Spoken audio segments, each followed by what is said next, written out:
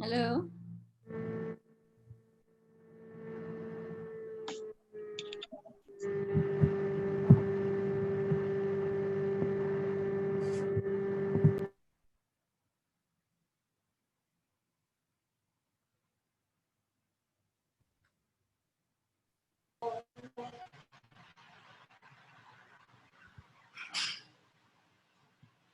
Mama tengok adik kejap. Kau boleh lah jangan bising kita nak.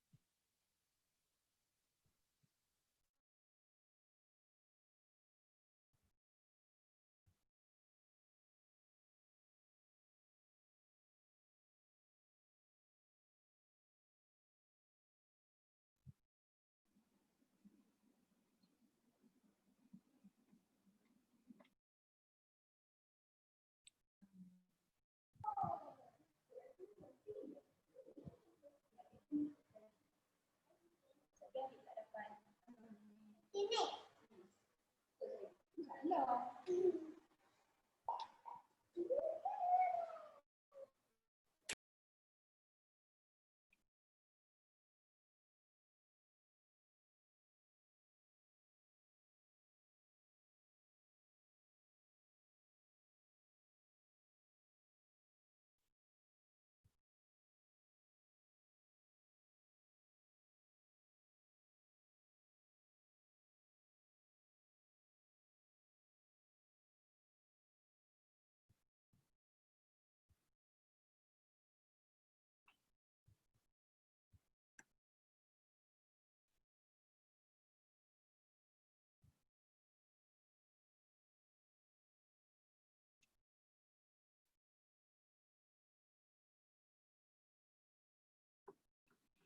Okay.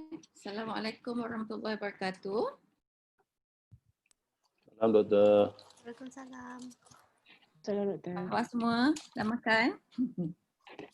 Dah makan doktor. Dia mencapai kelas petang ni. Actually kalau kuliah dekat kelas kan. Sekejap saya kena ambil buku nak tunjukkan.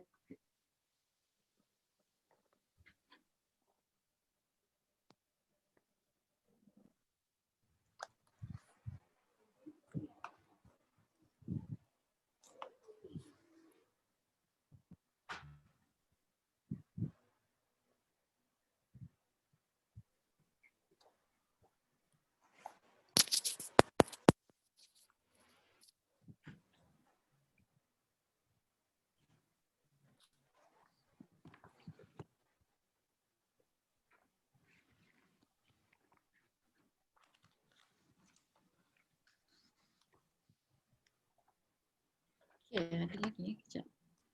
You all semua ada berapa orang ya untuk batch yang kali ni?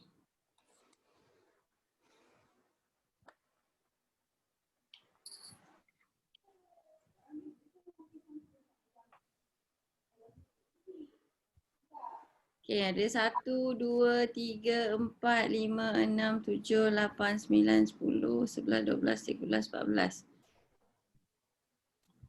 14 Maksud saya 15. Dia takut tu doktor. Ni macam tak kenal dia sesama. Silap saya 17 doktor. 17. Hmm. Okey. Alright, class rep ya untuk reaction ni. Ketua kelas siapa? Tak ada doktor, tak ada ketua kelas. Aduh, tak ada ketua kelas Macam mana Sem- tak ada ketua? Sem 2 pun tak ada ketua, Sem 3 pun tak ada ketua doktor. Ini memang independen je geng ni. Okey. You all SEM 3 lah kan? Ya doktor.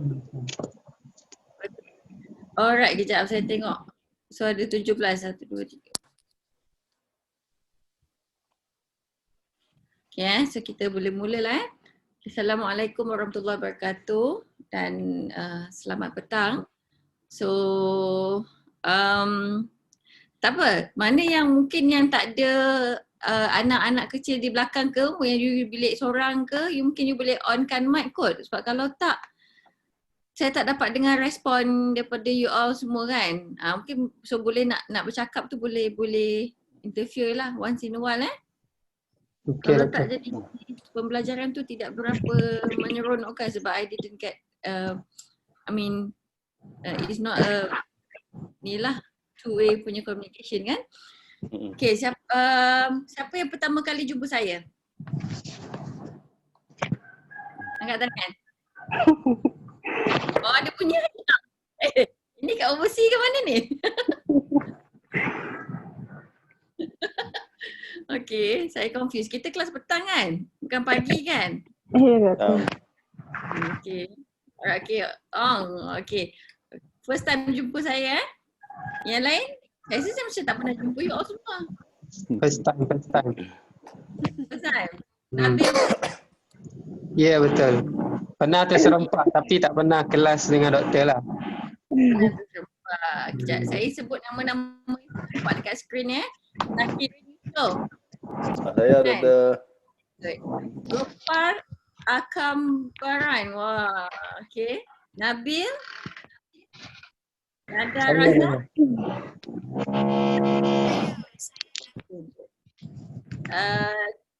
Arifah Hamid. Saya. Arifah jumpa saya ke? Jumpa masa prasyarat. Oh, patutlah familiar. Alright, Izzat. Izzat ni saya familiar, macam familiar. First year doktor, masa kelas personality. Ya. Ini Vivo apa ni apa? Ya doktor? Tak, ada orang nama Vivo 1901. Oh. 1901, Vivo. Nama Vivo ke? Itu. Nama you apa?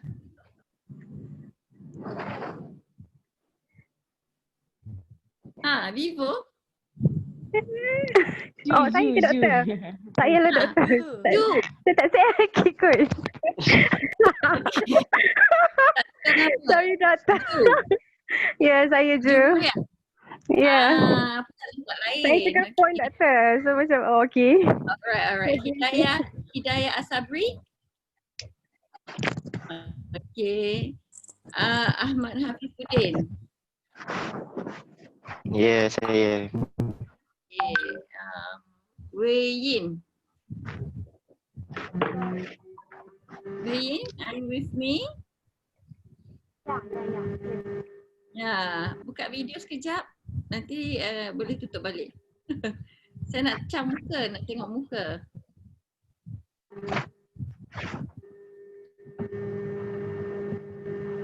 Afrina Muhammad. Ya, saya doktor.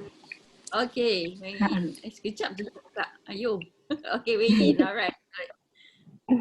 Afrina Muhammad. Ya, saya sini. Okay. Ji Ong. Hai. Okay, hi. Thank you. Siapa lagi saya tak sebut? This young guy. Nampak I tunjuk siapa kan? One her. Okay. And Yohanis. Yohanis, where are you? Doktor. Hello doktor. Yohanis dalam kereta. Sorry doktor, saya dalam kereta. Tak drive kan? Tak. Itulah kalau drive pun bahaya sekarang And Dania. Okay. Nice to meet you again. Okay, so first of all, kuliah yang pertama ni saya rasa biasalah kita selalu tak terus dengan kuliah. It's just some housekeeping and saya terus kepada tugasan lah straight away lah mana ni kan. Tapi so before that, since ramai yang mungkin first time jumpa saya, kenal dengan saya, so ada baiknya jika saya introduce myself lah. So my name is Dr. Hilwa Abdullah. Alias Muhammad Noor, you can call me Dr. Hilwa. So saya merupakan pensyarah psikologi lah, but I am not under team psychology counselling. Saya cuma membantu satu kursus ni lah, iaitu kursus psychopathology untuk sarjana sains sosial psikologi counselling. So kursus ini adalah satu kursus yang baru di mana psikologi counselling baru tawarkan, dan tahun ni adalah tahun yang ketiga, memang baru sangat. Right? So you all is the third batch yang ambil kursus psychopathology kerana mereka decide to have this course under counselling because they wanted to embed bidang kesihatan mental dalam psychology counselling lah. So saya cakap pada student counselling, student masters counselling is when you learn this, mungkin ada pelajar yang prasyarat tu dah belajar, especially dalam kelas psikologi abnormal. Kadang dia tidak banyak beza, cuma dia lebih in-depth lagi lah tentang etiologi dan mungkin medication. Okay? Tapi anda semua perlu belajar sebab bila anda dapat case ataupun dapat klien, dapat patient, and terus terang saya kata bila case sekarang ni banyak yang towards mental illness. Kalau dulu kata mungkin kaunselor banyak jumpa case-case yang general, masalah keluarga, biasa, financial mungkin, masalah rumah tangga sebagainya, tetapi kes yang these few years ni banyak melibatkan anda perlu ada pengetahuan tentang kesihatan mental. Itu sangat penting. So tujuan anda belajar psikopathologi ni juga adalah untuk at least on your part, the first layer or mungkin the frontliners tahu apa simptom-simptom asas pada kemurungan. Yang kata tak tahu what is kemurungan, tak tahu, tapi it's not a ticket for you to diagnose. Itu selalu saya cakap pada pelajar. Okay? To diagnose, there are other profession that have the license to diagnose, for example the psychiatrist dan juga the clinical psychologist lah. Dan untuk pengetahuan anda, saya adalah seorang ahli psikologi klinikal ataupun clinical psychologist, dan saya juga practice. So I keep on receiving patients dan juga ada clients from luar melalui sekarang ni kita ada di PKPK. Tahu tak pernah dengar PKPK? You all? Okay? Pernah dengar? Pernah. Dan nanti you all akan recruit, ada satu kursus pun yang mengkehendaki anda semua untuk dapatkan klien lah, terutama di kalangan pelajar di platform PKPK. Okay. Right. So tu kenapa tujuan anda belajar psikopathologi. Apa lagi? Okay, so bidang kepakaran saya adalah psikologi klinikal dan master saya in clinical psychology. Dan saya punya PhD, I finished my PhD in 2018 di Fakulti Perubatan dan Sains Kesihatan Universiti Putra Malaysia. Dan kajian saya adalah tentang skizofrenia. Okay, skizofrenia yang dengar, yang nampak, semua tu lah kan. Nampak suara, nampak kelibat dengan suara dan sebagainya. So saya buat eksperimen dan mengkaji pesakit-pesakit skizofrenia lah secara individual. Okay. Tetapi saya punya di undergraduate is on sains pemakanan, kan? So saya divert kepada psikologi klinikal and then seterusnya kepada apa yang sekarang. So dari segi keluarga, saya dah berkeluarga, kan? Dan saya mempunyai 6 orang anak yang kecil. Okay, I have 6 little kids dan saya join UKM pada tahun 2008 lah. Okay. So, itu sedikit. So, kalau you all nak tahu, bolehlah PM tepi ke, PM belakang ke, PM depan ke, segala PM ke apa. You can know me more of my family and other, usually not on my work, like so on families and about family values. Di my personal social media lah, I talk a lot, especially on family and on parenting and raising kids kan. Sebab di UKM sekarang ni saya bukan saja mengajar subjek ini, tapi saya juga mengajar psikologi kanak-kanak dan remaja. Personality, mana yang pelajar prasyarat saya dulu yang ambil personality, Mereka kenalan saya, so personality, physiology tingkah laku. So we have to cover everything lah. It's not only psychopathology ataupun abnormal psychology. Okay, so sebelum saya hari ni saya rancang nak cerita sedikit tentang nak go through performa and also tentang tugasan lah. It's just a description of tugasan, belum lagi you perlu buat tugasan, jangan takut.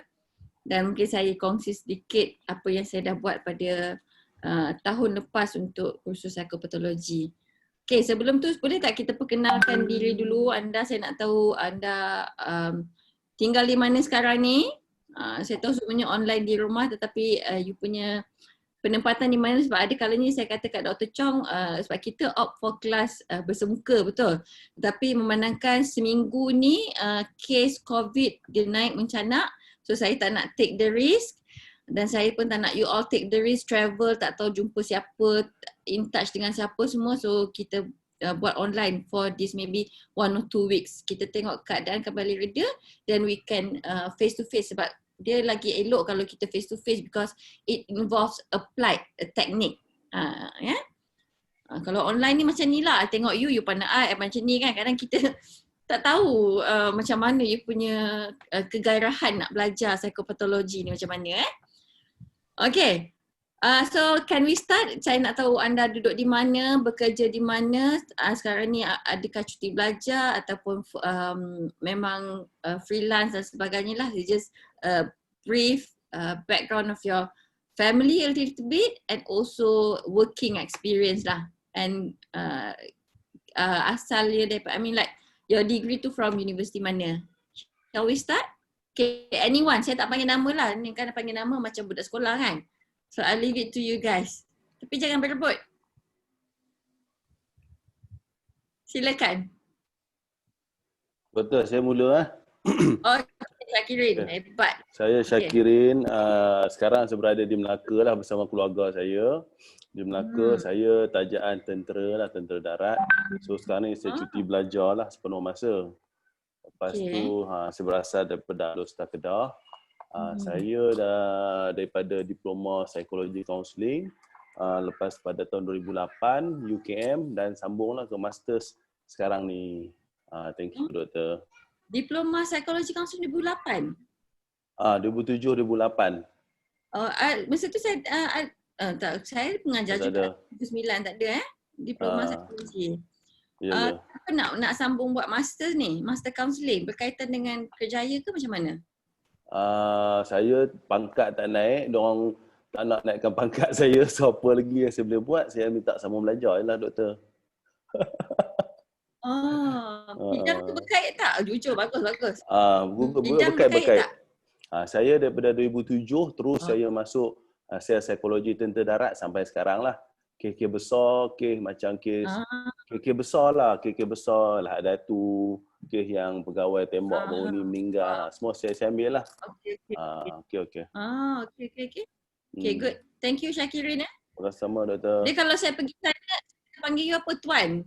Saya dah, Doktor panggil saya Syakirin, saya dah jadi civilian dah. Saya apa bukan, saya kalau pergi collect data di Handi Geni kan, dia dah jalan sikit. Puan, so saya kena tanya lah, pergi polis lain dia punya caranya. Okay, thank you Syakirin. Okay, next. Gopal, okay.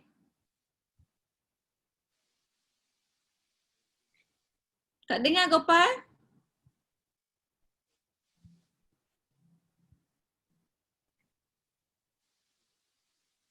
Tak dengar, you mute you mute. Oh, unmute. Dia lupa dia mute. Nah. Okay, Gopal. Tak dengar? Memang tak dengar teruslah. Okay. Gopal tak dengar. Tak apalah, kita move to next. Nanti I'll get back to you Gopal ya. Next siapa?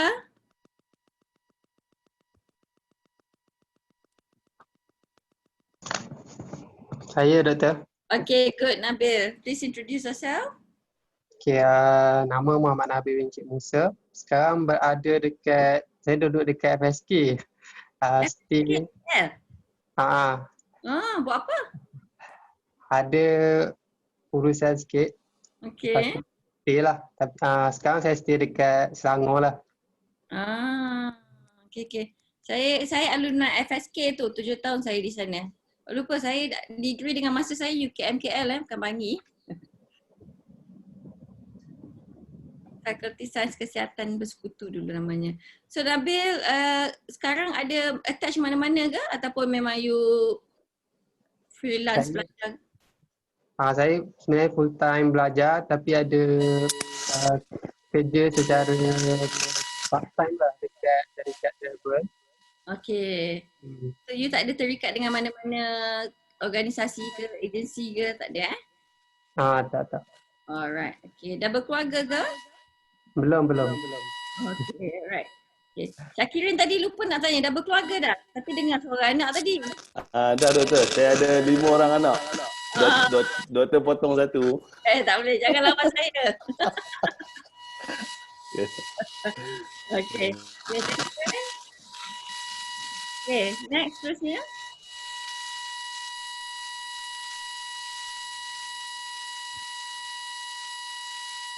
Saya lah doktor.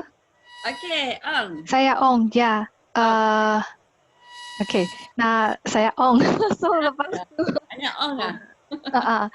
So sekarang ada part time dekat counseling center dan NGO Agape Counseling Center. Ya. Agape, okay, ya. So masih bujang. Ya. Okay. Why do you pursue in master's counseling? Okay. Because I want to learn Jung theory, but then they need at least master requirements before join them. So I just continue my master here. Okay, good. Okay, all right. Thank you. Okay. Welcome. I call you Thank you. Okay. Okay, all right. Okay, next. I can go next, Doctor. Yes, Danny. Yeah. Dan okay. So hi Dr. Hilwa and friends. Hello. My name is Wanur Dania Huswan. Boleh panggil Dania or Danny or Dan or Dania. Okay.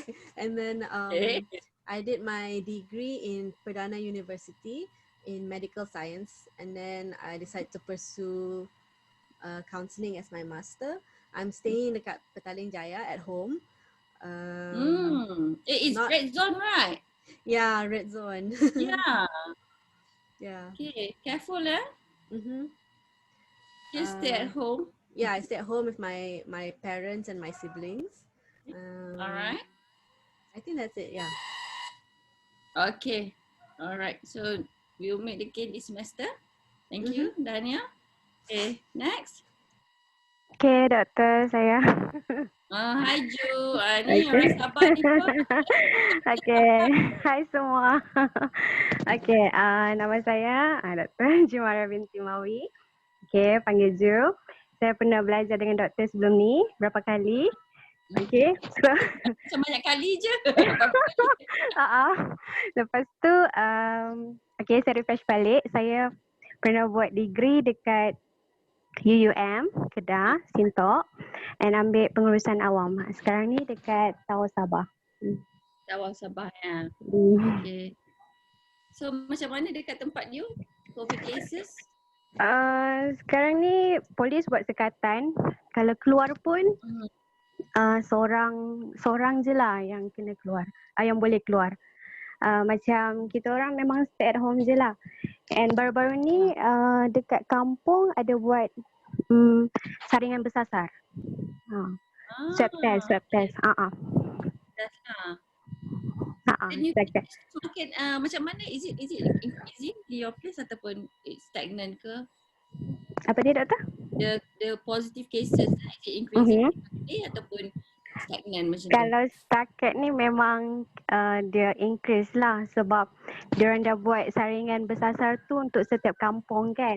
So kita akan expect benda ni dia akan meningkat. Okay. Sebab baru-baru ni pun kempen kan, semua orang tahu dekat Sabah. Betul-betul. Lah. So itu je lah sebab Stay kita safe. Okay doktor, thank you. Okay. If let's say ada class face to face and you couldn't make it, but don't worry, you have Okay. online lah. I'll make sure in any means lah semua dapat. Okay, baca, thank you doktor. Okay, thank you doktor. Okay. Siapa nak perkenalkan diri? Okay, saya doktor. Yes, Izzat. Saya okay. Ya. Assalamualaikum dan selamat petang semua. Kepada doktor dan rakan semua. Saya Muhammad Izzat Ibrahim. Berasal daripada Kunak, Sabah. Tapi sekarang dah berada di KM. Sudah kuarantin 14 hari. Oh, bila balik sini? Ya, saya balik 23 hari bulan 9. Oh, okay. Memang balik sebab untuk new semester ke ataupun tidak? New semester and fellow. I see. Oh, you're a fellow. Okay, okay. Jadi my first degree in UKM juga dalam bidang psikologi dan sambung master dalam psikologi counselling bawah tajaan KPT.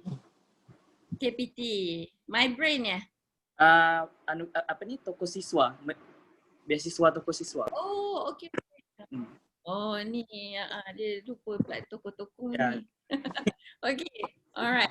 Thank you Izzat. Okay. Bujang lagi ke? Bujang lagi, single.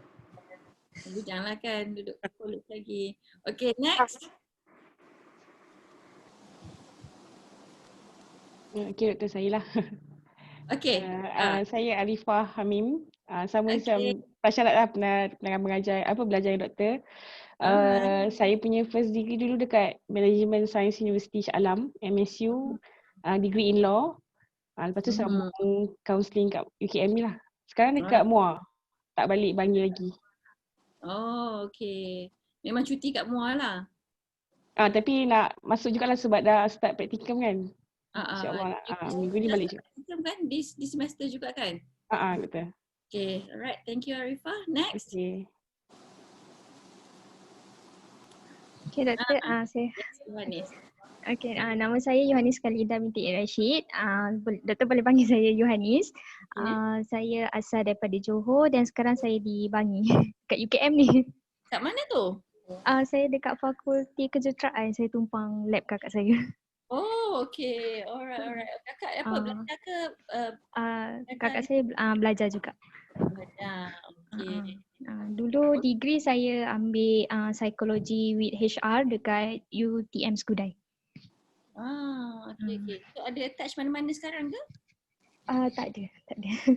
Dulu sebelum sambung saya pernah jadi part time research assistant dekat UTM. Oh, okay. Dah berkeluarga? Belum, masih single. Dia lagi ni semua. Okay. Next, thank you Yohanis. Okay, sama. Sekejap lagi kita ada siapa lagi?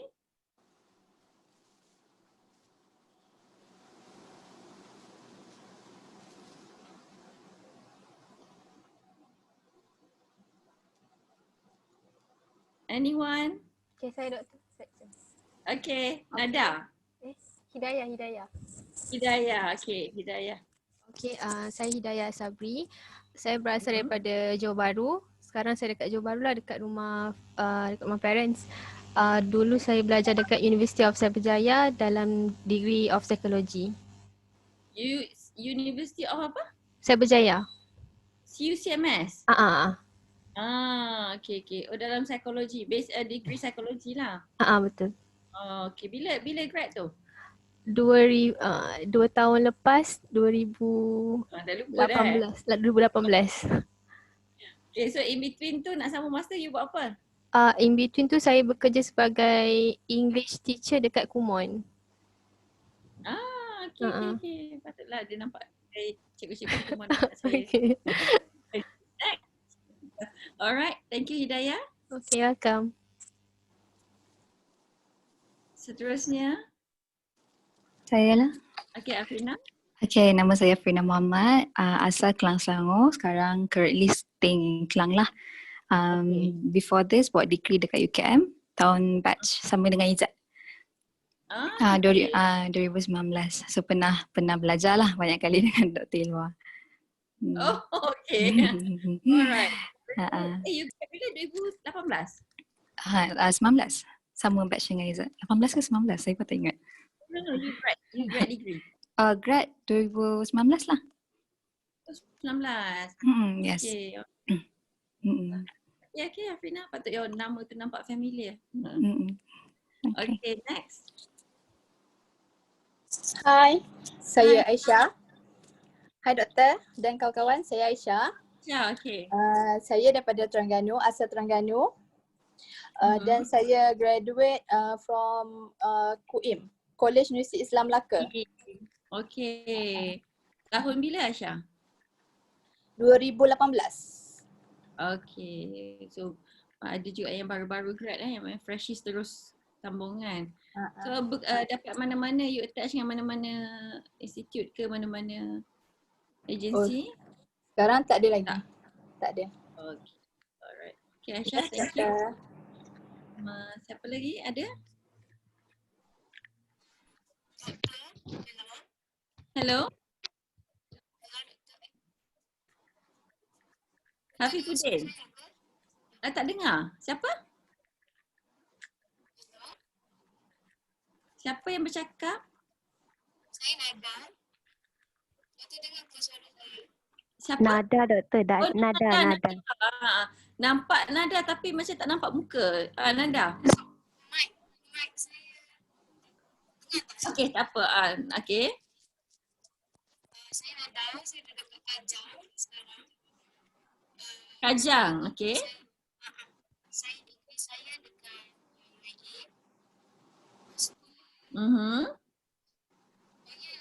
Tahun bila grad?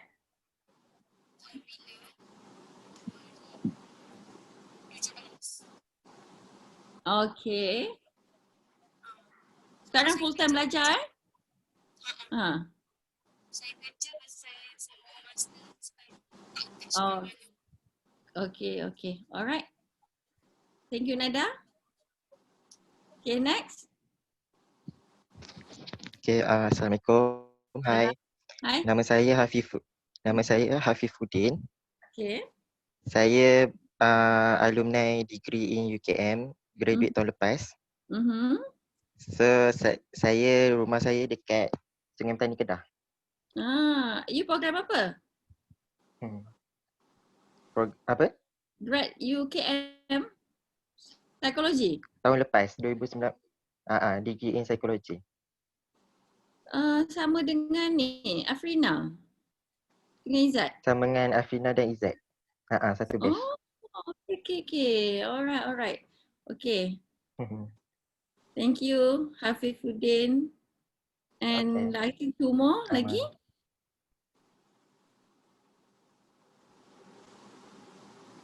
You. Hi, Wei Yin.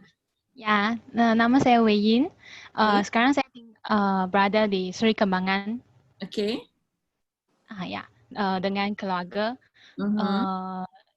Degree saya di Universiti Malaysia Sabah. Ambil psikologi counseling juga. Tahun bila tu grad? 2017. 17, okay, alright. So, pernah kerja sebagai seorang counselor di private university juga. Okay. Alright, thank you Wei Yin. Okay. Selamat petang doktor. Ya, selamat petang. Nama saya Lu Huan Heng, boleh panggil saya Lu sajalah. Lu? Lu biar benar Lu, betul? Lu? Saya degree grad UKM Psychology tahun 2018 sama dengan Iman dan Jane. Iman dan Jane tu student I. Ya, saya tahu. Supervisor kamu. Ya, dia sudah mau habis clinical psychology. Tahun ni. Yang dapat go through. Okay. Lu? Sekarang saya tinggal di Petaling Jaya. Petaling Jaya. Okay. Alright.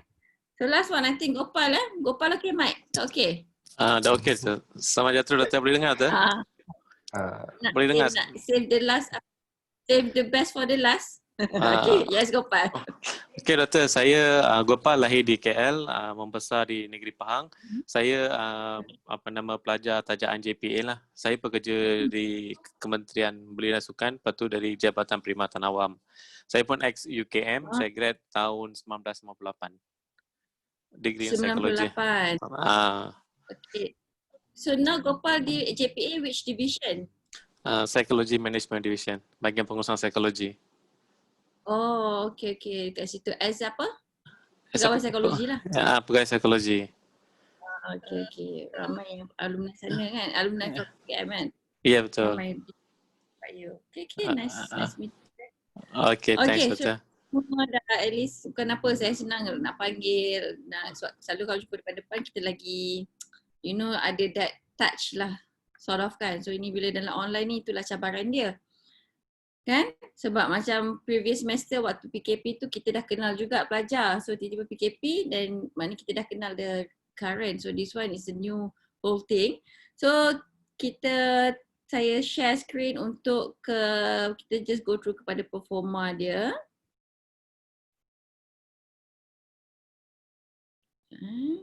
Okay.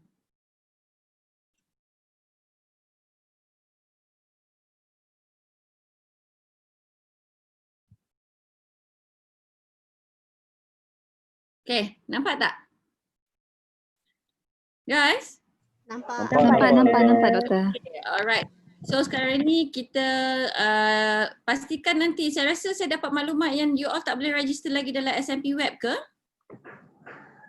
Sebab saya cek kursus pelajar mendaftar ada 6 orang saja yang mendaftar kursus SKPK 6153.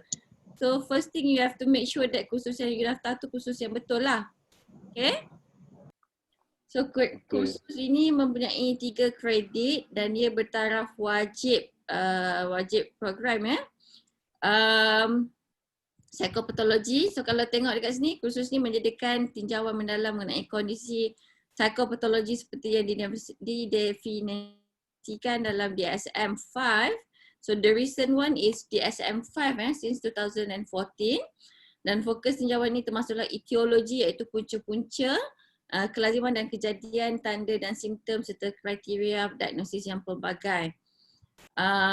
Dia juga menekan kepada tinjauan berkaitan perbandingan pelbagai perspektif teori bagi setiap keseluruhan dan juga mengulas kajian lepas yang menyokong perspektif teori tersebut. So basically those yang psychology graduates yang dah ambil psikologi abnormal, so it's sort of benda yang anda telah belajar. So bagus juga bila anda ambil kursus ni, it can refresh back again you punya memory dan juga pemahaman lah. Okay? So dalam course ni juga I will also touch on the experience being a clinician yang saya boleh kongsi dan untuk kita belajar bersama-sama. Okay?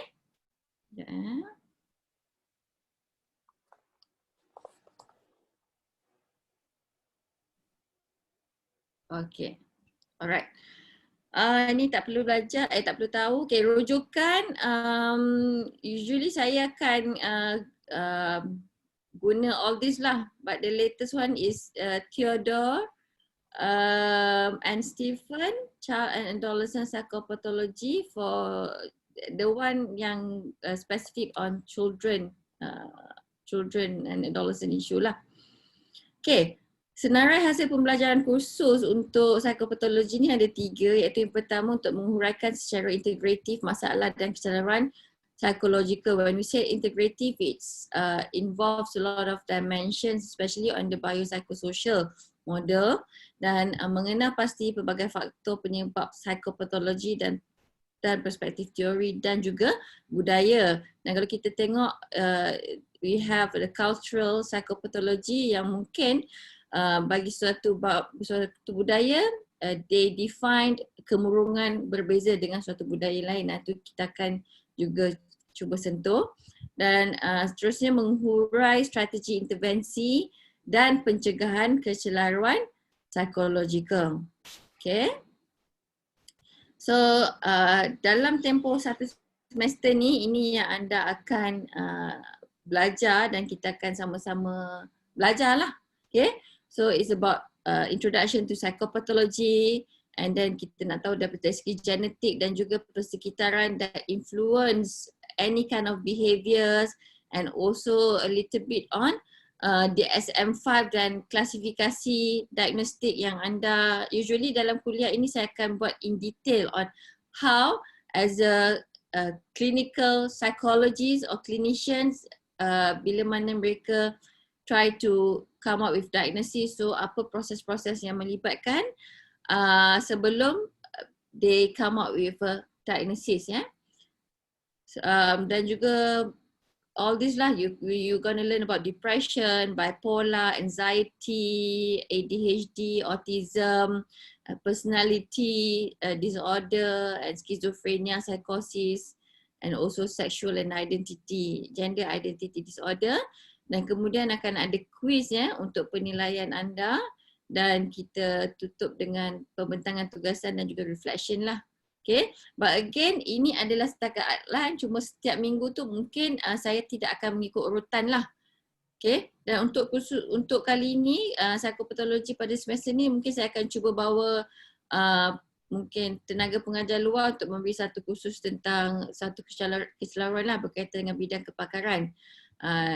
Lebih-lebih lagi mereka yang terlibat dalam yang practice betul-betul because the practice real practitioner ni they see real, I mean like cases are different, so it's good that you have some sort of exposure lain jugalah kan. Okay, so itu tentang proforma, dan saya akan sekejap ya. Ini kira ada semua orang datang ke ni? Macam mana saya nak ambil attendance ni?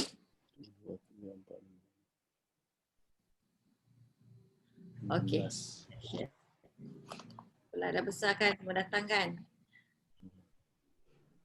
Sekejap. Sorry lah, saya bila cuti semester ni kan kita tak pakai sangat ni, so jadi macam kena belajar balik. Okay, so dari segi pentaksiran ada 3 komponen ya. 3 komponen yang akan dinilai dalam kursus ini, di mana yang pertama adalah dari segi tugasan individu. Nampak tak? Nampak tu. Okay, good. Okay, so tugasan individu merangkumi 30%.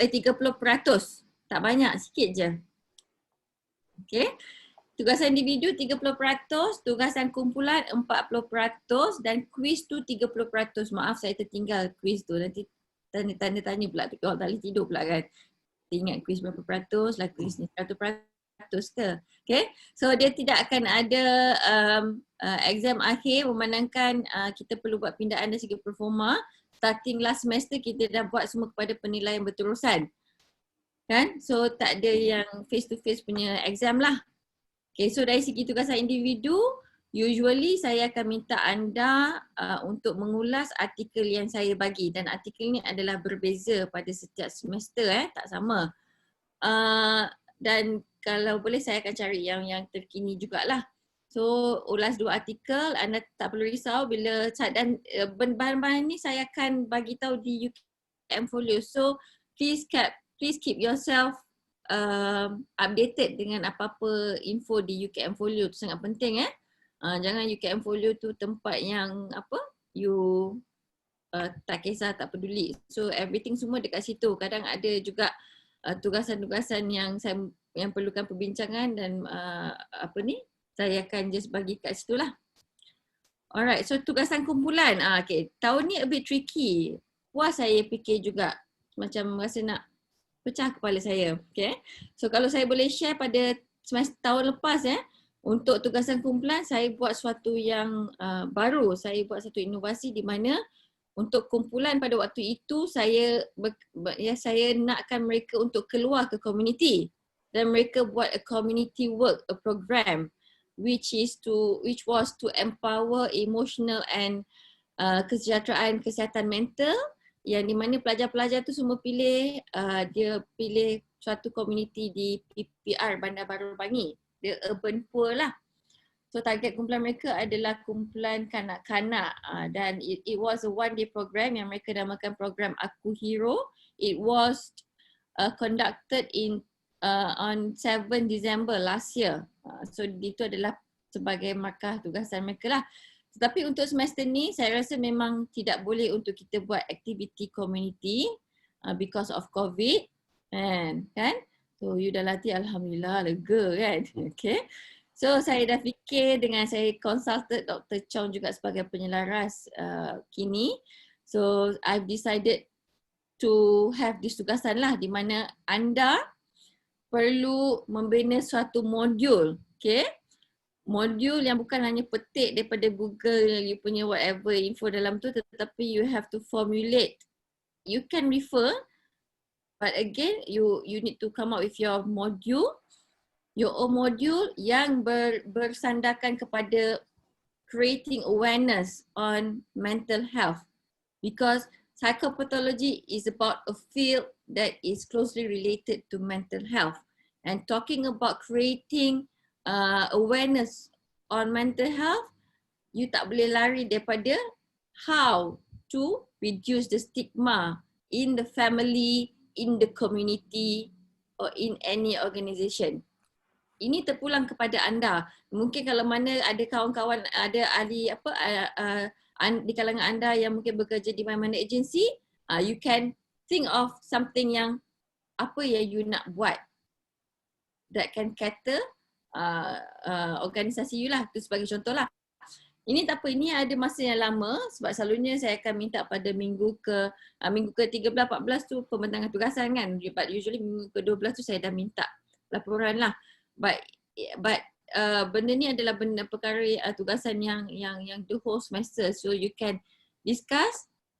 Dan untuk kumpulan ini saya tetapkan satu kumpulan 3 orang sahaja. Boleh? Boleh, Doktor. Okay. So saya tak ada nak tetapkan anda Syaf Syakirin dengan Gopal dengan Dani, tak ada. So terpulang pada anda, pada kesusahan dan inilah. So ada satu kumpulan saja yang akan ada 17 orang you all So 17 bagi 3 dalam 5 kumpulan. So seorang akan di kumpulan 4 orang lah. Okay. Dan again objektifnya to promote and to create awareness on mental health, to reduce stigma, and also at the same time how you guys can empower the community about kesejahteraan mental dan juga emosi. Okay. Setuju tak? Kalau tak setuju mungkin boleh nego dengan saya. Setakat ni setuju, Doktor. Mula saya nak berlaku kejam jugalah. Saya nak modul. Ya? Doktor nak tanya, yang mental health ni ada yang spesifik tak? Like depression, we focus on depression or just overall? Saya pulang pada you. Oh, okay. Saya tak fix kan, sebab kalau fix kan dah narrow down kan, so it will make you stuck in any means lah. Saya terpulang pada you asalkan berasaskan kesihatan mental. Okay, thank you, Doktor. Okay, no problem. So you discuss lah dengan ahli kumpulan. Dan dalam ini pun ada kriteria je lah, dan mungkin saya go through terus lah kan. Sekejap Okay, sekejap. And quiz 30% saja, tak banyak tau. Jangan tak boleh tidur malam semua tu. So quiz dia very simple. As for now lah, mungkin waktu saya buat soalan tu mungkin a bit complicated dan tricky.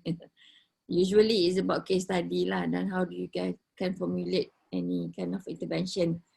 Kan? And because this is master level, so lain sikit lah berbandingan degree. Okay. So kalau saya boleh share sekejap dari segi tugasan.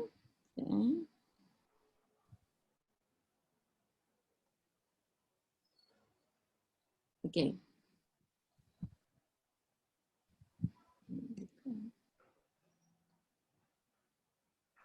Okay, nampak tak? Nampak, Doktor. Okay, good. So ini arahan tugasan. Okay, kriteria yang benda yang patut ada is of course objektif, pengenalan semua saya tak sentuh lah, you all dah tahu kan. So this to plan on, you can justify on the target compliance. Mungkin berbalik kepada soalan yang Ong tanya tadi Ong, nak pilih yang mana, kesihatan mental illness yang mana tu bergantung pada anda. So isi kandungan aktiviti yang you all plan tu, it can give impact, okay, pada community, alright. Bila saya fikir saya nak you all buat mungkin di kalangan anda semua suatu mungkin a pilot program pun, I don't know, but dalam keadaan sekarang you all semua masing-masing di Johor, di Terengganu, di PJ ni, so it's like impossible for you guys to meet up to conduct this, betul? Ke boleh? Ya. Ke boleh you all buat program? Boleh Doktor, boleh. Sebab phone ada, Susah semua lah. ada. Susah kot nak buat Boleh buat program? pilot. Circle je. Susah. Program susah. Program That's why susah. bila bagi saya modul, bila I minta you buat modul, I expect something that is realistic. It's not like you buat everything semua superb, but implementation bila I run the module is like indah kabar dari rupa. Tak nak macam tu So it needs to be high impact pada community. Again, you have to remember that your role at the end of the day is to serve the community. Counselor ke psychologist, clinical psychologist is to give back, to serve the community. Okay? And bila you dah buat module tu, I expect you to document the module dalam bentuk penulisan, tak boleh lari daripada report, written, and also dalam bentuk any graphic, infographic, and also apalah data. And if you can come up with a short video or clips about you punya module, how do you want to visualize it pun, is a bonus point for you. So this is just a layout. Tentang apa, nak buat apa, komponen apa, aktiviti apa, games apa, for example, I leave it to you guys in the group. Okay? Okay, Doktor, okay. Apa saya cakap?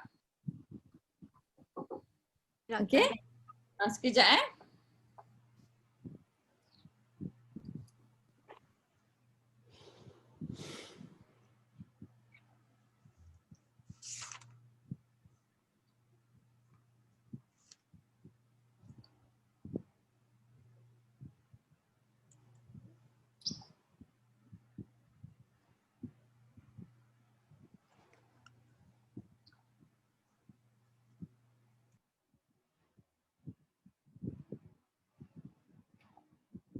Okay? Okay tak? Any questions? Okay so far Doktor. Syakirin, okay semua. Okay, bagus. Untuk laporan tu, like what is the jumlah muka surat and Okay, minimum it's between 10 to 15 lah. 10 to 15. Okay. Lepas tu kena buat presentation juga kan? Yes. PowerPoint presentation. Okay. Yang ada slot minggu ke-13 dengan 14 tu pembentangan tugasan dan juga reflection lah. Reflection tu kena tulis ke reflection verbally? Just speaking, saya nak tengok lah. Verbally. Okay. Okay, Gopal ada soalan? Tak apa, usually nanti I akan bagi Dania. From time to time lah, you don't worry. Nanti saya akan, everything yang saya cakap saya akan post di UKM Folio. Baik. Thank you, Doktor. Okay. Welcome. Okay, ada apa-apa? Nabil?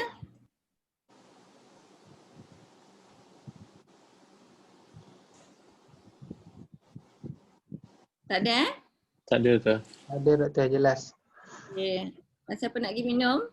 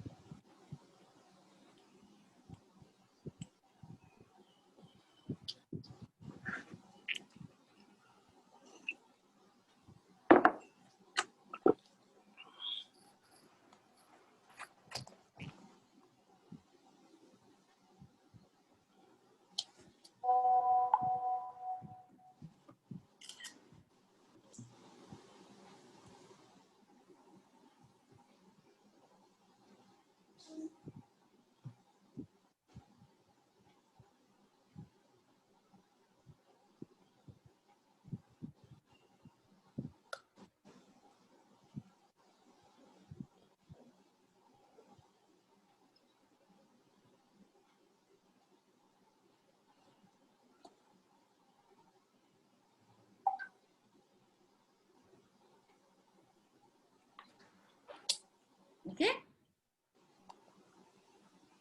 Alright. Semua okay ke? Okey, Doktor.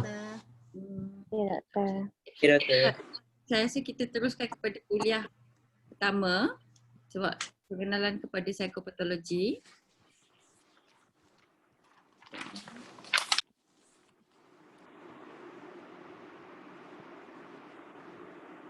Okay.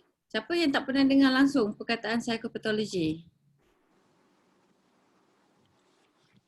Semua pernah dengar?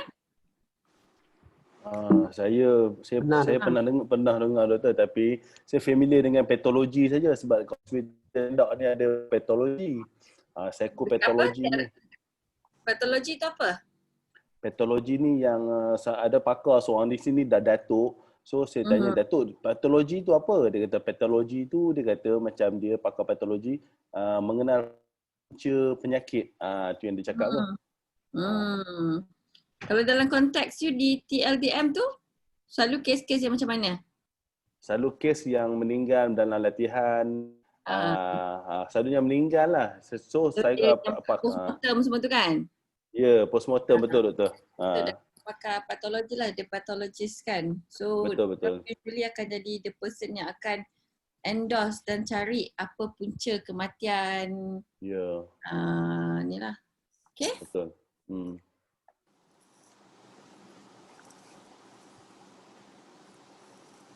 Alright, thank you Syakiri. Sama Doktor.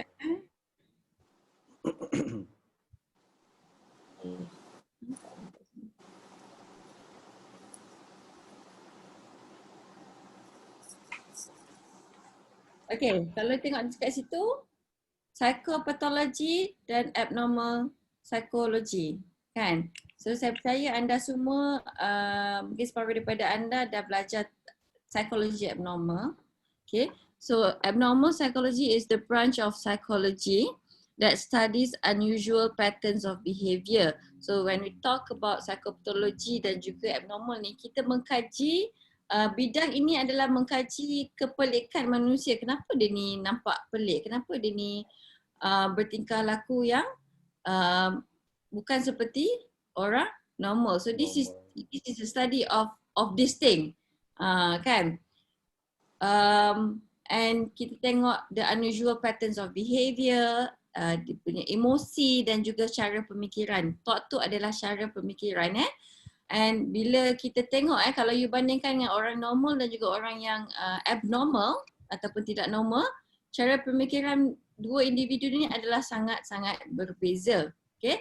Walaupun you letak mungkin orang tu physically normal, tetapi bila when you ask them to talk ataupun you bertanya mereka suatu soalan, the normal one will jawab biasalah. But this maybe a person with schizophrenia, dia punya thought dia, pemikiran dia akan mengikut keadaan dia waktu itu, yang memang menunjukkan dia having schizophrenia lah, abnormal. So this is the study to detect the unusual pattern, and this one which may or may not be understood as precipitating as a mental disorder. So the field of abnormal psychology identifies multiple causes. So kita akan belajar dari aspek, kena tahu dari aspek genetik, what could be the cause of depression, maybe. Apa yang menyebabkan orang itu mengalami penyakit skizofrenia dari segi genetik. Maybe kita tahu inherit daripada datuk, nenek dia dan sebagainya, tapi apa yang punca dia yang sebenar, which part of genetic that could cause the mental illness. Okay? Dan juga at this time juga kita nak employ other diverse theories from the general field of psychology. Kalau kita imbas balik apa yang anda dah belajar di semasa undergraduate psychology, a lot of theory that has been learned, for example Erik Erikson, so kita boleh kaitkan kenapa manusia itu bertingkah laku sedemikian, mungkin berpunca daripada persekitaran dia, upbringing dia yang dia terima waktu kecil, mungkin parenting dia. So benda perkara-perkara yang saya sebutkan tadi tu adalah dia embed dalam any one of the theories yang anda telah belajar sebelum ni lah. So maybe we can recap together yang kita mungkin sama-sama boleh cuba ingat kembali lah. Erik Erikson, Abraham Maslow, apa lagi? Jean Piaget kan? Freud, right? Family semua nama tu. So nama-nama tu semua tak boleh tinggal tau. Okay. And the science of abnormal psychology studies two types of behaviors, the adaptive and the maladaptive. So ni anda akan tengok adaptive behavior. It's when you can groom yourself, you can uruskan diri sendiri. Maladaptive, it's one of the component that defines the psychopathology. Okay. And psychopathology is a similar term to abnormal psychology but has more of an implication of an underlying pathology. Maknanya dia lagi in-depth, okay? And more commonly used in medical specialty known as psychiatry. Okay? To bit on this. Okay. So what is psychopathology? Okay, Syakiri nampak beza tak psychopathology dengan pathology yang anda dah tahu? Beza, Doktor. Kan? Alright, good. Psychopathology derives from two Greek words, which is psyche and pathos. Okay, psyche di sini bermaksud soul Soul apa dia? Jiwa lah, kan? And pathos, it means suffering. And currently psychopathology is understood to mean the origin of mental disorders and how they develop and also their symptoms. Okay.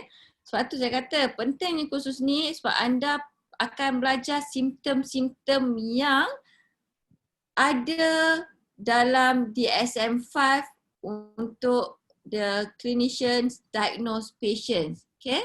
Macam schizophrenia, macam depression. You need to have certain symptoms dalam tempoh berapa lama dan adakah dia berulang untuk membolehkan pesakit itu mendapat diagnosis kemurungan, sama ada kemurungan atau kemurungan major. Okay. Sebab tu kena tahu symptoms, kan? So bila mana anda dapat klien macam saya kata tadi, so mungkin daripada behavior dia pun anda nampak dia pandang kita macam lain macam, termenung macam tu kan, ataupun mulut terkumat kamit ataupun macam pelik. So anda semua dah equip with all these symptoms lah, early signs. Okay.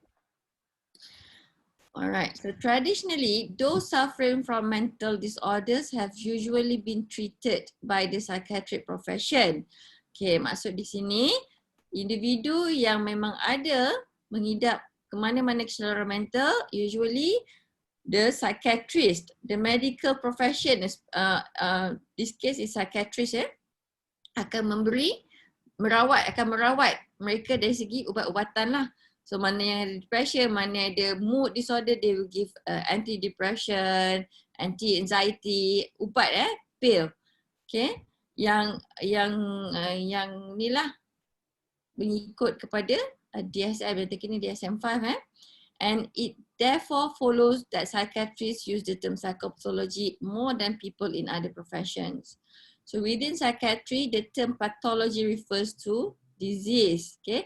However, viewing mental problems as a disease is a contentious point.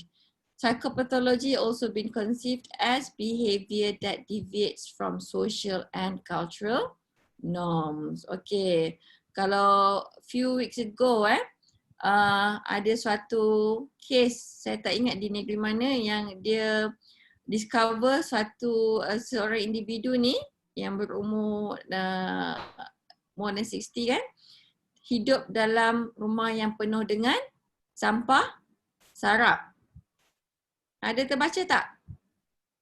Penuh, rumah dia penuh. And I think last 2 days kot baru datang Majlis Pemandaran, datang bawa traktor dan angkut sampah-sampah dia tu. 10 tahun dia hidup dalam sampah yang memang makin menimbun. So agak-agak tu, adakah itu suatu tingkah laku yang boleh diterima masyarakat yang normal? Tak normal. Abnormal, Doktor. Abnormal. So when we see that it is Hoarding, abnormal, hoarding, good. And okay, so it means that the person needs help. Kalau buat thorough assessment, clinical assessment, it might show that this individual memang ada ni lah. So need further treatment dan sebagainya. So kalau tengok kan hoarding disorder pun is a recent disorder yang baru masuk dalam DSM-5. Okay, yang kumpul-kumpul, yang ada orang yang kumpul-kumpul barang klasik, barang-barang antik. Okay. So it deviate from social and cultural norms, tu maksud dia. Okay, so terdapat 5 definition of psychopathology. Okay, the conceptions of psychopathology. Benda ni you perlu tahulah. So when you talk about psychopathology is not about distress or disability. It's not about maladaptive. It's not about something that deviates from social norms. So it is all these 5. So psychopathology as statistical deviance, psychopathology as maladaptive ataupun dysfunctional behavior. Ni yang banyak kita tengok betul. Yang orang tu tiba-tiba mengamuk, tiba-tiba meroyan, for example, tiba-tiba dia attack. So that is dysfunctional behavior. Psychopathology as distress and disability. So in any events that you lalui, you tak tunjuk dalam keadaan tingkah laku atau emosi yang bergelora dan sebagainya, tetapi apa yang you lalui itu adalah satu benda yang it makes you stuck for many weeks and cause you distress and disability. You tak boleh pergi kerja, you tak boleh nak uruskan diri sendiri, nak uruskan keluarga. So that is also psychopathology. Okay? Psychopathology is also social deviance, yang menyimpang dari normal social. Okay? Dan it's also a harmful dysfunction. So by now, at least you tahu, okay, this is the definition. When you talk about psychology, benda ni lah. Ada statistical deviance, maladaptive, distress, disability, social deviance and harmful dysfunction. Nampak tak? Dia makin in-depth lagi. Sebelum ni ingat tak normal je kan? Betul. Harmful dysfunction tu apa doktor? Satna. Okay. Ada lepas ni. Okay, good question Syakirin. Okay, kita pergi kepada yang pertama. Okay, so psychopathology as statistical deviance. So commonly used and common sense conception of psychopathology is that pathological psychological phenomena are those that are abnormal. So it means that, and ini especially it relates with statistik lah, kita tengok statistical kan. So maknanya yang menyimpang dari normal curve, okay, so it is statistically deviant or infrequent. So it means literally it means abnormal, away from the norm. Kan? So sama saya cakap ni mungkin you boleh fikir apa yang telah berlaku mungkin di negara kita, di luar negara, isu-isu semasa yang mungkin boleh kita cuba kaitkan ataupun kita cuba carilah mana yang hampir berdekatan dengan psikopathologi. And this conception views psychopathology as deviation from statistical psychological normality. Okay. Psychopathology as maladaptive dysfunctional behavior. So normal and abnormal statistical terms, but adaptive and maladaptive refer not to statistical norms and deviations, but to the effectiveness or ineffectiveness of person's behavior. So for example, if a behavior works for the person, and if the behavior helps the person deal with challenges, cope with stress, and accomplish his or her goals, then we say the behavior is more or less adaptive. But if the behavior does not help in these ways, or if the behavior makes the problem or situation worse, we say that it is more or less adaptive. Ini bergantung kepada individu itu. Okay? Kadang mungkin tengok pelik je dia ni, tapi tingkah laku itu yang menunjukkan individu itu boleh teruskan kehidupan, boleh can make him or her become more function. So it is more adaptive to that behavior.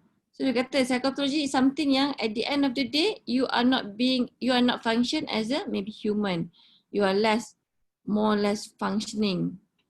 Okay. So adaptive behavior is the collection of skills that people learn and employ to be able to function in everyday life. Okay.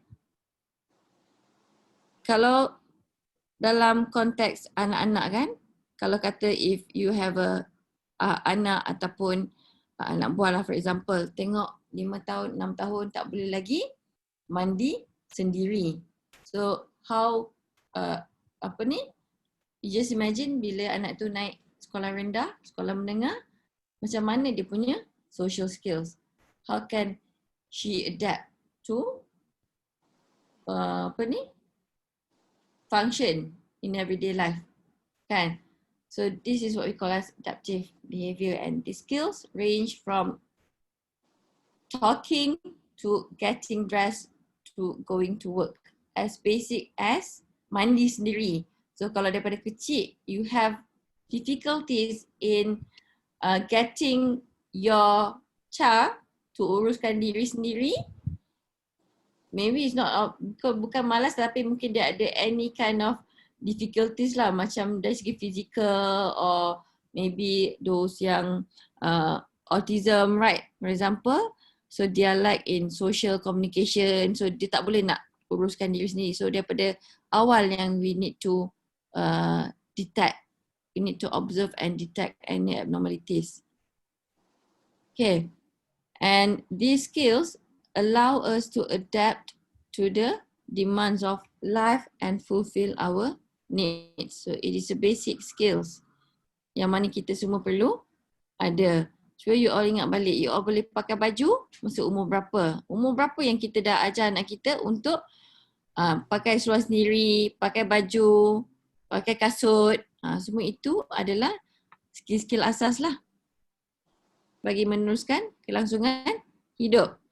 Okay, sama juga bila bekerja, bila belajar macam ni dalam konteks planning, it involves cognitive thinking, okay, executive functioning. So kalau individu itu dalam keadaan yang tidak sihat dari segi emosi, kesejahteraan mental, those are the component yang akan terjejas. So they require more time untuk dia fikir lepas ni nak kena buat apa. Kalau dapat arahan daripada bos, kenapa dia susah nak absorb. So mungkin ada isu, ada masalah. Okay. So maladaptive behavior refers to the type of behavior that inhibits a person's ability to adjust to certain situations. Okay. So example di sini is avoidance coping. It can lead to anxiety, panic. Okay. Kalau cuba you refresh balik waktu-waktu you belajar, especially the graduate psychology, we have lots of coping mechanism. Ada orang bila ada problem memang nampak dia satu dunia tahu dia ada masalah. Ada orang kita nampak dia cool tapi sebenarnya dia tengah face issues. So the coping mechanism that dia guna tu mungkin tidak sesuai dengan dia, can adapt this anxiety, panic dan sebagainya. So self-harm, definitely. When you talk about self-harm sekarang, especially adolescent, as simple as stress sikit terus self-harm, kelar dan sebagainya. So it's a maladaptive behavior. It is deliberate, direct, self-inflicted destruction of body tissue without suicidal intent and for the purpose not socially sanctioned, or in other words, to remove an implication of blame. So self-injury and self-inflicted behavior ni, I would say towards the norm among the urban kids, urban adolescents. Yeah. Why? Because of this social media, because of this smartphone addiction, all this popularity, glamours through social media. You get any glamorous life. You nak nampak kehidupan you all perfect. So bila you tak dapat macam tu, it leads to this maladaptive behavior lah. Kan? Dan mungkin just roughly some ideas for you mungkin yang fikir untuk any kind of thesis ke apa. So this is something yang hot issue jugalah, orang kata banyak orang start to mengkaji this component. Okay, psychopathology as distress and disability. So distress refers to unpleasant and unwanted feelings such as anxiety, sadness and anger. Yes, you can sit down, cool, relax, nampak okay, but deep down inside Tuhan je yang tahu, kan? So bila lama-lama Tuhan je yang tahu, akhirnya kita hidup dalam keadaan fikiran, feelings yang that we don't want to live in this. Kita tak minta, but because of semua datang segedebuk macam tu, tidak dirawat, tidak dicari punca, tidak dirawat, it can cause distress and disability. And at the end of the day, you tak boleh nak function as a, maybe as a father, as a son, as a student, as an employee. Because you dah ada simptom-simptom kemurungan contohnya. Kan? Kemurungan is psychopathology lah. And this disability refers to a restriction in ability. Okay? You restrict yourself. Mungkin daripada you boleh drive because of this event, negative event, you limit yourself. You takut nak drive. So dah hilang satu ability, betul? Right? And not getting what they want out of life, it feels that they are unable to do what they need to do to accomplish their valued goals, may feel inhibited or restricted by their situations.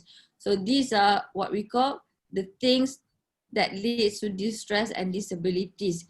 Fears of emotional turmoil. You rasa sedih yang teramat, tak tahu sebab apa you sedih. Itu simptom utama pesakit kemurungan. No reason that you tak tahu, you can't identify what is the reason that makes you feel so sad. So lack of self-efficacy beliefs as well as situational opportunities to make positive changes. And this has got to do with thinking, cognitive. Yeah? So it might affect the punya cognitive distortion lah. Okay? It makes the person to have a distortion cognitive. And different people will define personal distress and personal disability in different ways. Yes. Cuba kalau kita boleh kaitkan dengan COVID sekarang. Betul kan? Ya, lagi-lagi kes lepas PRN Sabah. Okay. So mana yang baru balik from Sabah, we never know that you might get infected. Tapi you tak tahu. Ada tu yang you have this asymptomatic, you tak ada symptom. Tapi bila cases naik, bila seorang this popular pemimpin diagnose confirm positive, like what happened in UKM recently. So terus yang minggu sebelum tu mungkin yang mungkinlah kaki tangan UKM, they can have a happy life, dia boleh mingle around sana sini, but once these big people confirm and the news spread, so it makes this particular UKM staff ni distress. Datang lepas tu orang pula hantar, you need to check, these are the statistic, dia pergi UKM kat mana, chancellery, you ada masa majlis ni, and gambar bertaburan bersepah, betul? When you post, other people post, other people tag you, and you cannot stop from other people from tagging you, betul? So these are all, it's beyond our control actually. So bila tahu news tu positive, so tiba-tiba at the end you cannot cope, you distress. You cannot cope the stress that everyone feed you dengan news macam-macam. You pergi check, you kena pergi fikir, you kena ni. This is the real thing. So kalau individu tu tidak kuat, tak distract him or herself from any kind of platform yang feed all this info, it can makes the person more anxious. And at the end of the day, it can lead to anxiety disorder. All these questions lagi Ju kan, macam you nak tunggu from swab kan, swab 1 nak tahu bila result keluar. How do you feel? Betul? Ya doktor, takut. Takut kan? Ya doktor. Atau belum lagi kawan bagi tahu ataupun kawan tanya pun you mungkin ada orang dah ada distortion, ke dia ni dah macam-macam soalan dia. So kalau individu tu have this underlying psychopathology, itu boleh trigger tu. Nampak? Kan? Banyaklah kita tengok sekarang banyak on especially on COVID. It's not only the virus but the impact of COVID itself that sort of ruins. Mula it's pengajaran untuk kita tapi memberi impact, implikasi pada keluarga, pekerjaan. So mungkin saya selit sikit lah dengan tugasan you bila you buat modul tu, take this opportunity, this COVID thing lah, and also ni lah embed sekali, okay? Alright. So different people will define, okay. Sebab tu saya kata saya advisekan macam my friend yang mungkin yang terkesan dengan the news that recently kita terima di UKM tu. So saya kata okay, it's good that you restrain yourself. You avoid yourself from all this info, from all this group yang yes mungkin kita nak jadi orang pertama sebarkan, orang pertama bagi tahu update berapa kes, di mana zon merah, ni nak ni. Tapi you lupa yang ada orang yang mungkin berdepan dengan isu itu secara sorang-sorangan. So it's best that you avoid. Tu selalu advice pada kita bagi pada anxiety, the people living with anxiety lah. Avoid yourself. One of the treatment lah. Okay. Alright. And psychopathology as social deviance. So we tend to view psychopathological people as thinking. It has always got to do with the way you think, the way you feel, and the way you act. Doing things is our behavior. If you think this way, and of course you feel this way, and at the end of the day, this is the way that you act. Okay? Kalau ingat balik, antecedent, behavior, consequences, the principle psychology, ABC. Okay, so thinking, feeling, and doing things that most people do not do and that are inconsistent with socially accepted and culturally sanctioned ways of thinking, feeling, and behaving. Okay. Kalau you pernah dengar dulu few years ago, case di satu KTM, train station, ada lelaki ni dia punya habit, dia orang datang dia buat apa, smackdown any orang awam yang lalu. So ada beberapa mangsa kan. So that is one of the social deviance lah. Deviance. Okay.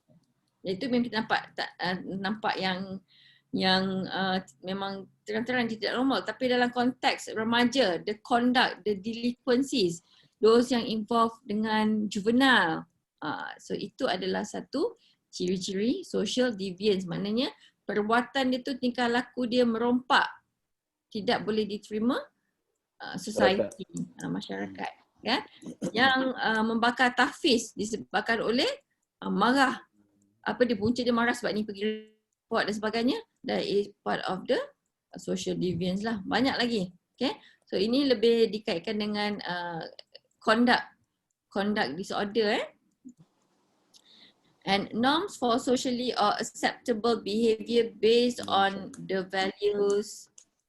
Ni saya punya cursor ni tak nampak pula.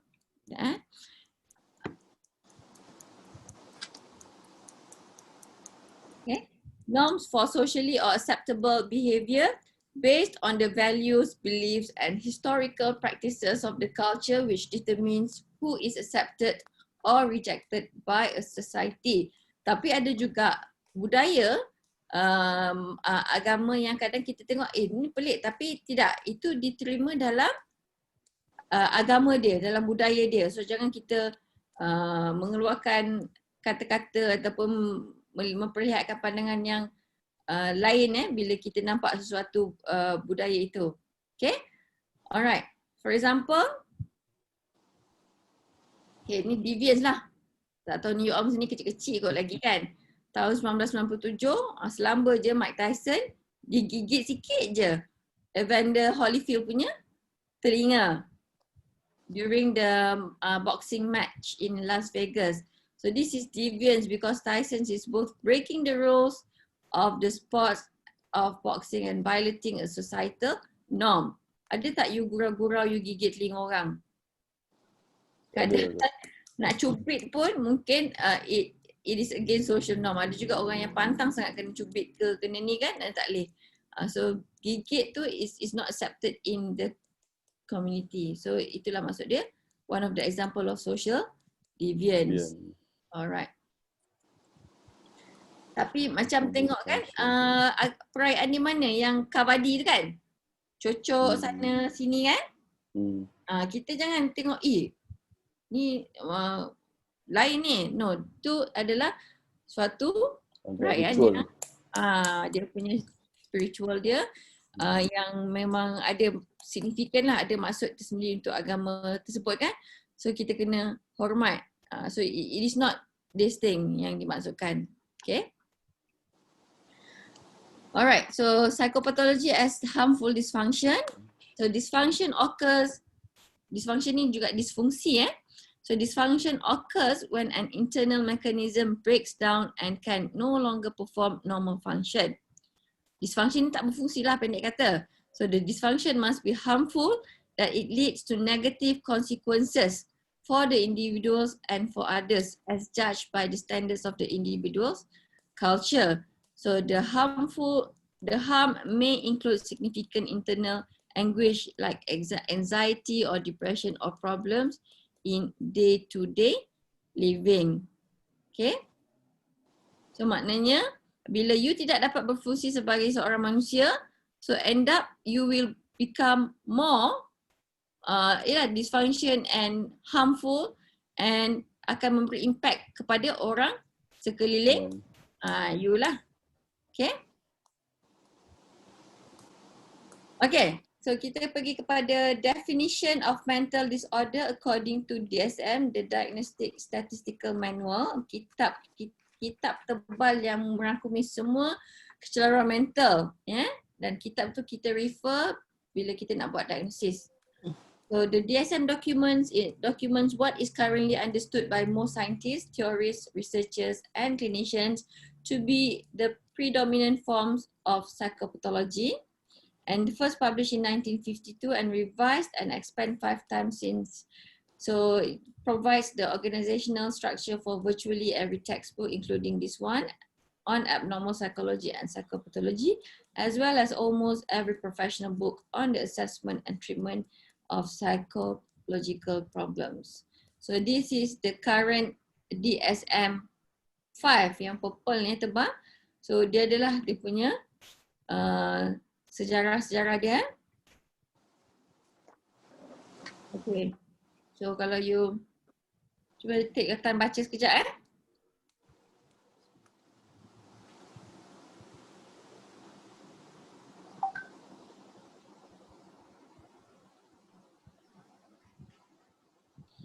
So basically what has covered in the conception of the psychopathology, it's all in here. Sorry.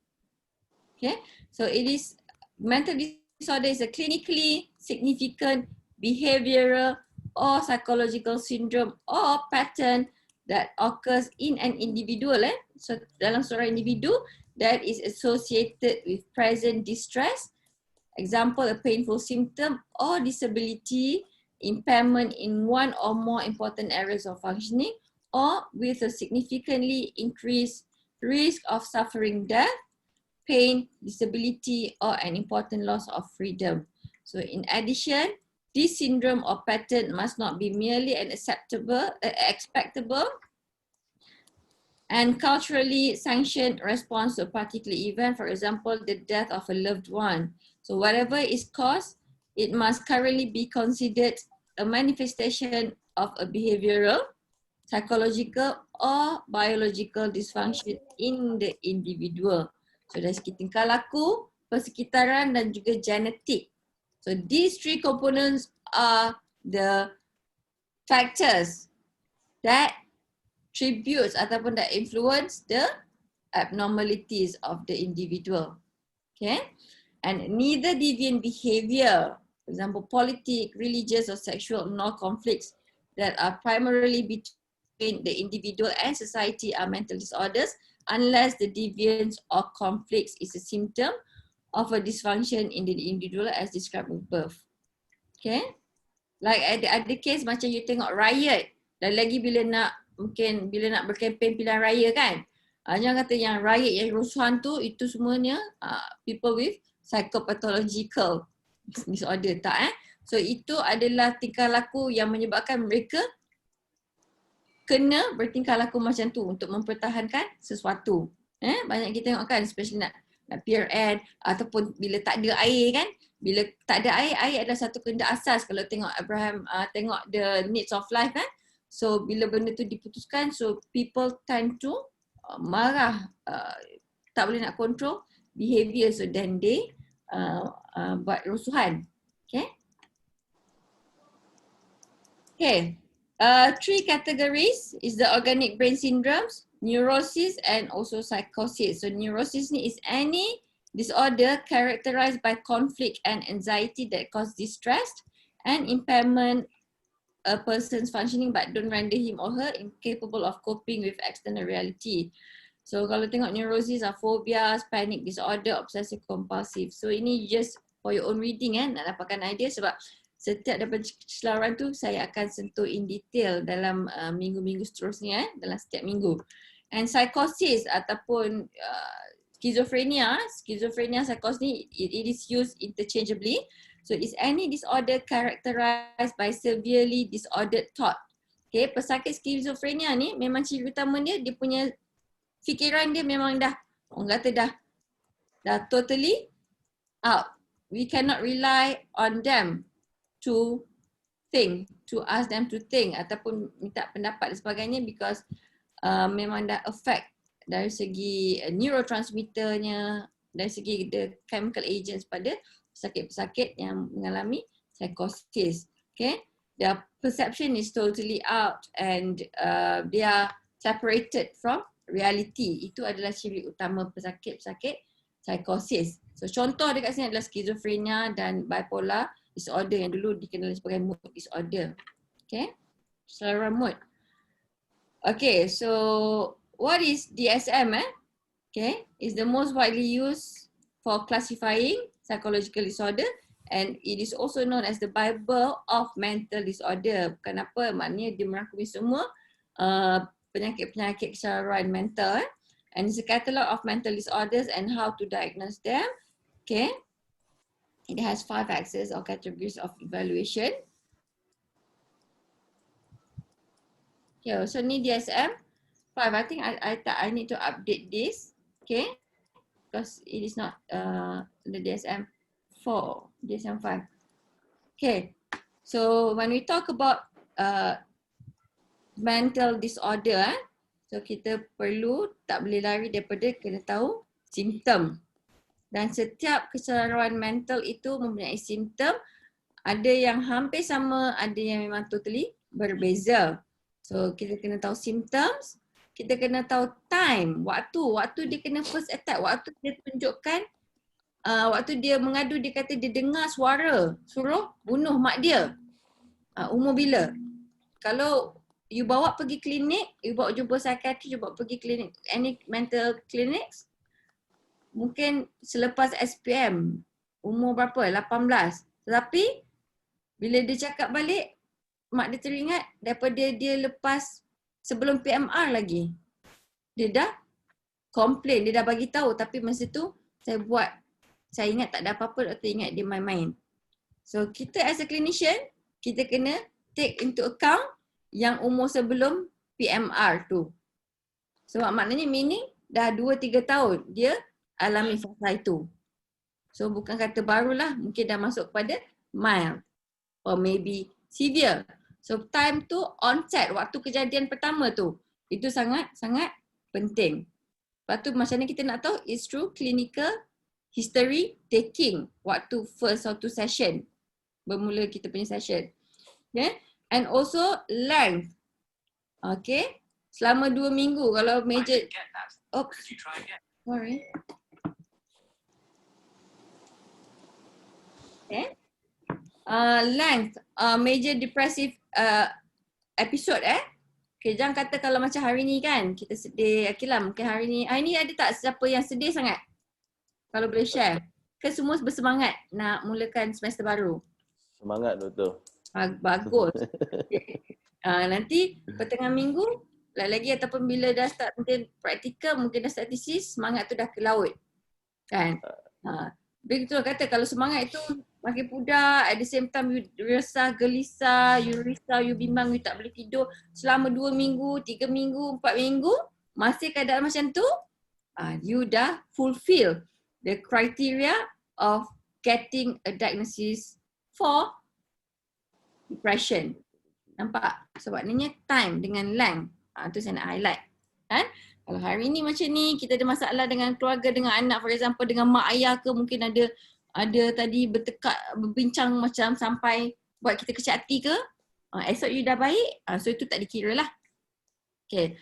And also it gives a significant distress or impairment in social. Dan persekitaran dengan kawan, effect tak boleh nak cakap dengan kawan, tak boleh nak tengok Facebook kawan langsung, tak boleh nak tengok mana apa dia post IG, terus rasa sedih sangat kan, frust sangat. So 2 minggu, 3 minggu lama, and kawan kerja, bos ke, you punya apa-apalah, supervisor ke kan, dan juga ada importance areas of functioning. Kalau dia impact pada you punya komponen ini, so dah fulfill satu kriteria. Okay. And also, bila you alami apa yang saya sebut tadi ni, not because of you are taking any substance, you ambil dadah ke kan. Sebab kalau you ambil dadah, efek dia ada juga macam tu. Dia jadi high, you ada psychosis because you ambil dadah. Bukan ambil dadah maknanya mungkin lah you, sebab you ambil dadah, you hallucinate, you ada psychotic punya symptoms you develop. So that is not counted as psikopathology lah. Tapi kalau you tak ambil all this arak, dadah dan sebagainya, ada ubat yang menyebabkan side effect ni, then you boleh dikatakan fulfill all the criteria in the DSM. Okay. Alright, dah thank you dah. Tak sedar saya. Okay, itu baru teaser lah untuk kuliah yang minggu depan yang kita akan lebih spesifik. Dan saya selalunya kuliah ni saya role play dengan kelas. Seorang jadi patient, seorang jadi clinician, saya tunjuk video. Tapi ni saya kena think out of box macam mana saya nak bawakan kelas tu ke Zoom ini. InsyaAllah minggu depan. Okay. Okey doktor. Ada apa-apa soalan sebelum kita? Doktor nak tanya sikit doktor. Yes, doktor. Kalau doktor tak marah, ada 2 soalan doktor. Kenapa saya kena marah? Kau marah doktor. Tak marah kau, baru first week kita tak marah.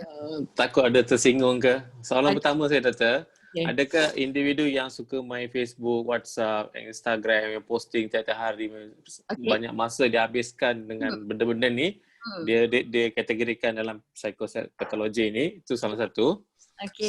Soalan kedua saya agak sensitif, tapi nak tahu pandangan doktor lah. Okay. Adakah manusia yang dah berumur 95 tahun still nak jadi PM? Manusia yang dah ulang alik dari penjara still nak gilakan kuasa jadi PM? Adakah itu dikategorikan sebagai masalah juga doktor? Tanpa menghiraukan rakyat. Sejak sini ada ahli keluarga polis ke, SB ke apa? Ya doktor, saya SB doktor. Terus mengaku SB. Soalan pertama, individu yang Gopal cakap tu adalah saya salah seorang yang selalu post, yang mana Ju selalu tengok posting saya, yang mana friend dengan saya. It depends. Okay. It depends pada if you are posting, okay, so dorang kata bila you selalu selfie, it's one of the mental disorder. So yes, it is. Dalam tu dah ada. Tapi when you post, okay, and some people bila you post, you something, you terleka dengan benda-benda lain. It distracts you from doing something else. And so it makes when it makes you think of the post yang you post, you nak tengok responses, you nak tengok how many, for example, likes ataupun komen. Lepas tu bila orang komen benda negatif, you get rid, it impact you. Benda tu it can lead. Okay, tapi kalau people with mental illness, bila dia post, saya from my observation, saya tak banyak tengok yang dia keep on posting because people with mental illness yang dah diagnose ni memang dia kurang posting tapi dia suka perhatikan. Kalau dia post pun is not frequently post, not like normal, not like other people.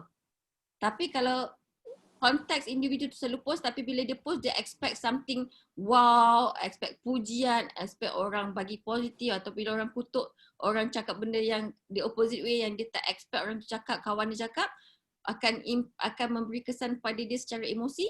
Benda tu dia boleh lead kepada any psychopathological disorder lah. Okay. So it depends on you. When you post, what are the values that you want to post? So every time you post, adakah dia memberi value kepada orang lain yang baca? So bergantunglah pada kita, kan, whatever things. So tapi kalau anda juga mungkin yang sensitif kepada post kawan anda, if you feel like orang ni asyik post je, nanti orang tu okay, tapi mungkin Gopal rasa stress, rasa macam is distressed because of you tengok posting kawan you. So it makes you anxiety, it makes you impact you punya social functioning, then avoid, unfriend, unfollow. Sebab kalau tak, orang tu okay, but you yourself tak okay. Sebab tu kalau orang tak kuat, is just if you don't want to tengok ni, just unfollow, tak ada masalah. So bukan makna tak kawan di social media, tak kawan di reality, no. Kadang di social media ni kita kawan tapi kat luar kita tak nobody, kita tak ada apa. Okay, so number 2, my personal opinion on when you say that orang 95 orang ni, because maybe it has got to do with dia punya own, own hasrat. Okay, macam kalau kita tengok teori apa yang Erik Erikson kan, ego, integrity versus despair. So I believe that maybe ada some parts in their life yang dia tak fulfill lagi, kan? So kadang ada orang ni jenis bila sebelum mungkin dia berpencen ke sebelum ataupun dia whatever lah and anything, dia nak at least to make sure that anak cucu and everything tu semua is in a safer place, dapat apa yang mungkin dia impikan. So itu saya tak kata maknanya is an indicator that shows that dia that particular person or any individu have that signs of any mental issues lah. Tapi kalau kita tengok mungkin dia cakap merapu umur macam tu dia ada sebab dia kena tengok maybe ada dementia, ada all this cognitive makin lama makin merosot kan. So itu adalah salah satu juga psikopatologi lah. Right. Okay? Okay, sir. Thanks, Doctor. No problem. Thank you, Gopal. Good question. Right. Anything? So kalau tak ada apa, kita jumpa minggu depan ya. Alright. Right, Doctor. Bye. So ada group WhatsApp kan? So I apa-apa message if any urgent kan, I just blast dekat WhatsApp group tu ya. Alright. Okay. Thank you so much. Terima kasih banyak. Thank you, Doktor. Terima kasih, Doktor. Thanks, Doctor. No problem. Welcome. Have a nice day. Thanks, Doctor. Thanks, Doktor. You too. You too. Okay, bye-bye. Bye.